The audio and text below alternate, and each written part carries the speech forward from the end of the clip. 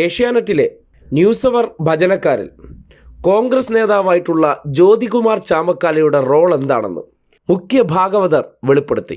തൊട്ടപ്പുറത്തുള്ള ജ്യോതികുമാർ ചാമക്കാലാണെങ്കിൽ ഏത് സമയത്തും അതായത് ചില സമയങ്ങളിൽ ആളുകളെ കിട്ടാതെ വരുമല്ലോ, ആ സമയത്ത് വിളിച്ചാലും ഞാൻ സത്യം പറയും, ജ്യോതി ആരും ഇല്ലാത്തതുകൊണ്ടാണ് ജ്യോതി പറയണം, ജ്യോതി എവിടെയാണെങ്കിലും ഓടിയെത്തും. കേട്ടില്ലേ? ജ്യോതികുമാർ ചാമക്കാലെ എപ്പോൾ വിളിച്ചാലും ആളില്ല, ഒരു സബ്സ്റ്റിറ്റ്യൂട്ടിൻ്റെ ആവശ്യമുണ്ട്, നല്ല പോലെ വന്നൊന്ന് പുലഭ്യം പറയണം. ഇന്ന് ചങ്കരം വക്കീലില്ല, ആ സ്ഥാനം ജ്യോതി ഒന്ന് വന്ന് നല്ല അന്തസ്സായിട്ട് നിറവേറ്റിത്തരണം. കേൾക്കേണ്ട താമസം ഇളിച്ചോണ്ടിരിക്കണുണ്ടില്ലേ, അപ്പം എത്തും അത്രേ. അതായത് ഭജനക്കാർ വാടായിക്കെടുത്തിരിക്കുന്ന ടീമുകളിൽ ഏറ്റവും വിശ്വസ്തനാണ് ജ്യോതികുമാർ എന്ന് പ്രഖ്യാപിച്ചിരിക്കുകയാണ്. ചില മാധ്യമ അവതാരങ്ങളുമായിട്ട് കോൺഗ്രസിൻ്റെ ചർച്ചക്കാരന്മാരുണ്ടാക്കി വെച്ചിരിക്കുന്ന ബന്ധം എന്താണെന്ന് ഇതിൽ നിന്ന് മനസ്സിലാക്കിക്കൊള്ളണം. വൈകുന്നേരം നിങ്ങൾ കരുതും ചാമക്കാല എത്തിയത് കോൺഗ്രസ് അയച്ചിട്ടാണെന്ന്. അല്ല, ജ്യോതി ഇന്ന് ആളില്ല. ചങ്കരം വക്കീലിന് ഒരു കുപ്പി കോഴിക്കാൽ മീറ്റിംഗ് ഉണ്ട്, അങ്ങോട്ട് പോയിരിക്കുകയാണ്. ആ ഗ്യാപ്പ് ഒന്ന് ഫില്ല് ചെയ്ത് തരണം. അല്ലെങ്കിൽ ജോസഫ് സി മാത്യുവിന് ഇന്നത്തെ ഭജനയ്ക്ക് വരാൻ ബുദ്ധിമുട്ടുണ്ട്, അദ്ദേഹത്തിന് മറ്റെവിടെയോ ഒരു കുരവ പരിപാടി കിട്ടിയിരിക്കുകയാണ്, ആ ഗ്യാപ്പ് ഒന്ന് ഫില്ല് ചെയ്യാൻ ജ്യോതി വരണം. പിന്നെന്ത്, ജ്യോതി അപ്പോഴേ മുണ്ടുമെടുത്ത് കൊടുത്തുകൊണ്ട് ഇറങ്ങും. കാര്യം ഇവർക്ക് പകരമായിട്ടിരുന്ന് ഇടതുപക്ഷ വിരുദ്ധത പറയാനായിട്ടുള്ള വിശ്വസ്ത കേന്ദ്രമാണ് ജ്യോതികുമാർ ചാമക്കാല എന്ന് വിനു വി ജോൺ തന്നെ പറഞ്ഞു വയ്ക്കുകയാണ്. ഇതാണ് ഈ നാട്ടിൽ ഭജന സംഘത്തിനകത്തിരിക്കുന്ന ഗസ്റ്റുകളെ അറേഞ്ച് ചെയ്യുന്ന ഒരു രീതി.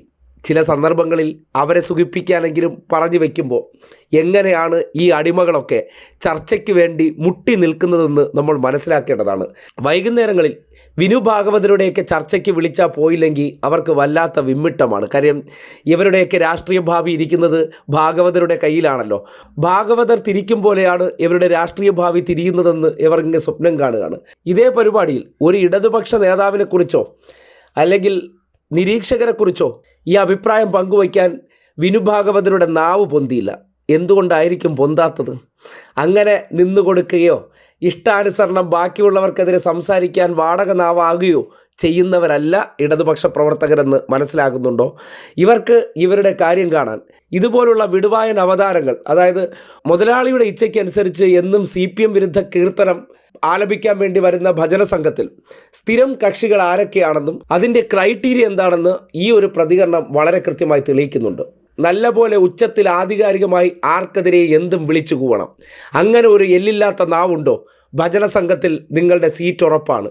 ആളില്ലെങ്കിൽ ഉടനടി സബ്സ്റ്റിറ്റ്യൂട്ടായിട്ട് ഇറക്കാനും പലരെയും കണ്ടുവച്ചിട്ടുണ്ടെന്ന് ഈ ഒരു പ്രതികരണം തെളിയിക്കുന്നുണ്ട്.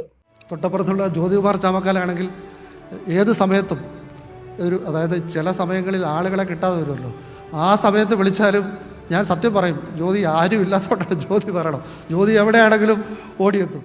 അപ്പോൾ മനസ്സിലാക്കിയിരിക്കുക, ഇതൊക്കെയാണ് ഈ നാട്ടിലെ കൂട്ടുകച്ചവടങ്ങൾ. വൈകുന്നേരത്തെ അന്തിച്ചർച്ച കാണുമ്പോൾ ഓരോരുത്തർ എന്തോ തിരക്കിട്ട് പിടിച്ചുകൊണ്ടൊന്നുമല്ല, ചാക്കിട്ട് പിടിച്ച് വെച്ചിട്ടുണ്ട്. ഏത് ചാക്കെടുത്ത് കെട്ടഴിക്കണമെന്ന് മാത്രമേ വിനു ഭാഗവതരുടെ ചർച്ചയിൽ ഓരോ ദിവസവും നിശ്ചയിക്കേണ്ടതുള്ളൂ. അങ്ങോട്ട് തന്നെ വിളിച്ചിട്ട് ഞാൻ വരട്ടെ എന്ന് ചോദിക്കുന്ന ആൾക്കാർ പോലും ഉണ്ട് എന്നും ഈ സന്ദർഭത്തിൽ കൃത്യമായി വെളിവാകുന്നുണ്ട്.